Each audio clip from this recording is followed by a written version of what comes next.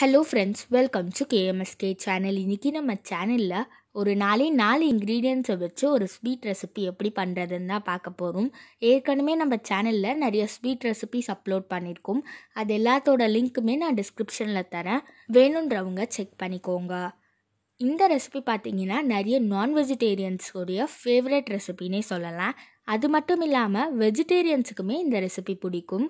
இந்த ரெசிபி பேர் பார்த்திங்கன்னா பிரெட் அல்வா. பிரெட் அல்வா பார்த்திங்கன்னா 15 மினிட்ஸில் ஈஸியாக செஞ்சு முடிச்சிடலாம். 15 மினிட்ஸில் செய்கிறதுன்றதை விட இந்த ரெசிபிக்கு நமக்கு நிறைய இன்க்ரீடியன்ட்ஸ் தேவைப்படாது. ஸோ காஸ்ட் வைஸும் பார்த்திங்கன்னா நமக்கு பெனிஃபிஷியலாக இருக்கும். ஸோ வீடியோக்குள்ளே போகிறதுக்கு முன்னாடி நீங்கள் நம்ம சேனலை சப்ஸ்கிரைப் பண்ணலைன்னா சப்ஸ்கிரைப் பண்ணிவிட்டு பக்கத்தில் இருக்க பெல் ஐக்கானை கிளிக் பண்ணிக்கோங்க. அப்போ தான் நாங்கள் போடுற வீடியோ உங்களுக்கு உடனுக்குடனே நோட்டிஃபிகேஷனாக வரும். வாங்க வீடியோக்குள்ளே போகலாம். இந்த ரெசிபி பண்ணுறதுக்கு நான் பார்த்திங்கன்னா அரை பேக்கெட் ப்ரெட் யூஸ் பண்ண போகிறேன். அதாவது பார்த்திங்கன்னா ஒரு 10 ப்ரெட் யூஸ் பண்ண போகிறேன். ஃபர்ஸ்ட் பார்த்திங்கன்னா ப்ரெட்டோட சைடில் இருக்கிறதெல்லாம் நம்ம கட் பண்ணிக்கணும். ஏன்னு பார்த்திங்கன்னா நம்ம ப்ரெட்டை ஃப்ரை பண்ண போகிறோம்.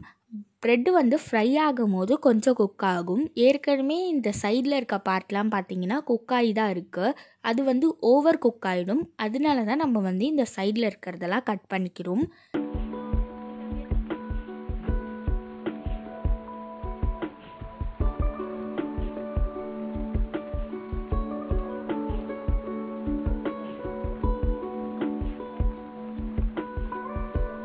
ஸோ இப்போ பார்த்திங்கன்னா ப்ரெட்டை கட் பண்ணியாச்சு. நான் பார்த்திங்கன்னா ஏற்கனவே ஒரு ஹாஃப் ப்ரெட் கட் பண்ணிட்டேன். மீதியை தான் உங்களுக்கு நான் கட் பண்ணுற மாதிரி காமிச்சேன்.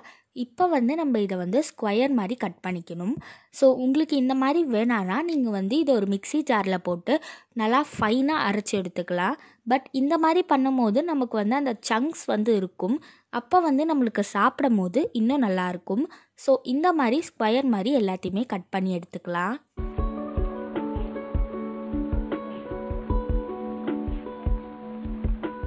நல்லா கட் பண்ணி எடுத்துட்டோன்னே ஒரு பேனில் ஒரு 2 டேபிள் ஸ்பூன் போல் கீ ஆட் பண்ணிக்கலாம். கீ ஆட் பண்ணிவிட்டு கீ கொஞ்சம் ஹீட் ஆனோன்னே இது கூட நம்ம கேஷ்யூஸ் ஆட் பண்ணிக்க போகிறோம்.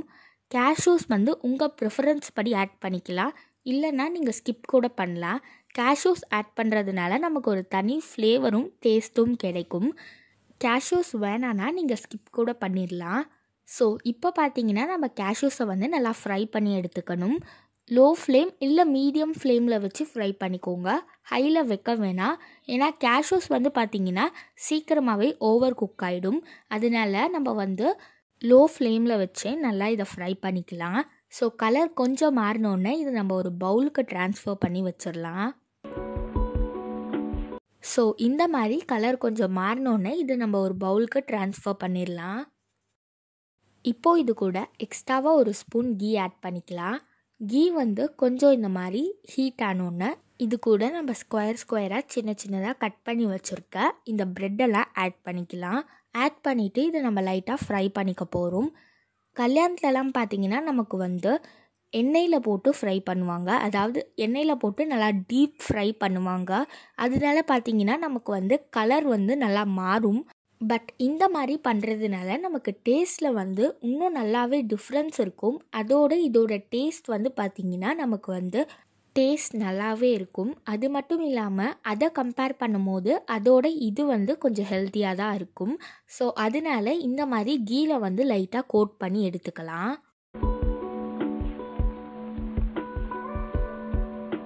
இந்த மாதிரி இந்த ஸ்டேஜுக்கு ப்ரெட் மாறிட்டோன்னே இது கூட நம்ம பால் ஆட் பண்ணிக்கலாம். நான் பார்த்திங்கன்னா அரை பேக்கெட் ப்ரெட்டுக்கு 1 கப் பால் ஆட் பண்ணிக்கிறேன். இன்கேஸ் நீங்கள் ஒரு ஃபுல் பேக்கெட் ப்ரெட்டில் பண்ணுறீங்கன்னா நீங்கள் 2 கப் பால் ஆட் பண்ணிக்கோங்க. ஸோ இப்போ இதை நல்லா நம்ம மிக்ஸ் பண்ணி விட்டுக்கலாம்.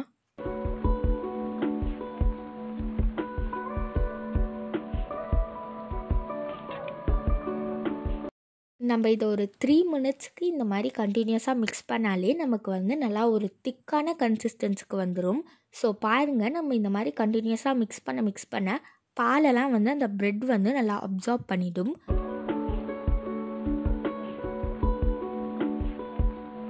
ஸோ 3 மினிட்ஸ் கழிச்சோன்னே பார்த்திங்கன்னா உங்களுக்கு இந்த மாதிரி நல்லா ஒரு திக்கான கன்சிஸ்டன்ஸுக்கு வந்துடும். இப்போ பார்த்திங்கன்னா இது கூட நம்ம சுகர் ஆட் பண்ணணும். நான் பார்த்திங்கன்னா 3/4 கப் சுகர் ஆட் பண்ணிக்கிறேன். அதாவது அரை பேக்கெட் ப்ரெட்டுக்கு 3/4 கப் சுகர். ஒரு பேக்கெட் ப்ரெட்னா 1/4 கப் சுகர் ஆட் பண்ணிக்கோங்க. ஸோ இப்போ இதை நல்லா நம்ம மிக்ஸ் பண்ணிடலாம். சுகர் ஆட் பண்ண உடனே நமக்கு கொஞ்சம் சுகர் தண்ணி விடும். பட் அதுக்கப்புறமா கொஞ்ச நேரம் நம்ம மிக்ஸ் பண்ணும் போது கரெக்டாக ஒரு அல்வா கன்சிஸ்டன்ஸ் நமக்கு கிடச்சிரும். ஸோ பாருங்கள், இது கரெக்டான அல்வா கன்சிஸ்டன்ஸில் இருக்குது. இந்த மாதிரி நீங்கள் பண்ணும்போது பாருங்கள், இந்த மாதிரி இருக்கணும். ஸோ இதுதான் கரெக்டான நமக்கு ஸ்டேஜு. ஸோ இப்போ நம்ம இது கூட நம்ம வறுத்து வச்சுருக்க கேஷ்யூஸ் ஆட் பண்ணிக்கலாம்.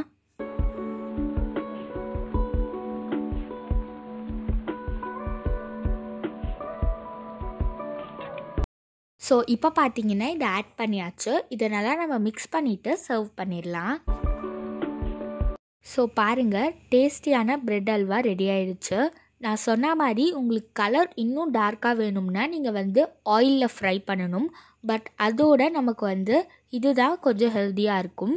ஸோ சூப்பராக சுவையாக நல்லா டேஸ்ட்டாக ரெடி ஆயிடுச்சு.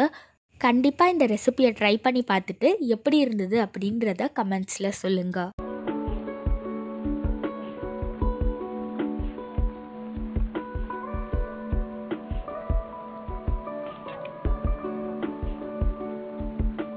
Thank you for watching. Bye bye.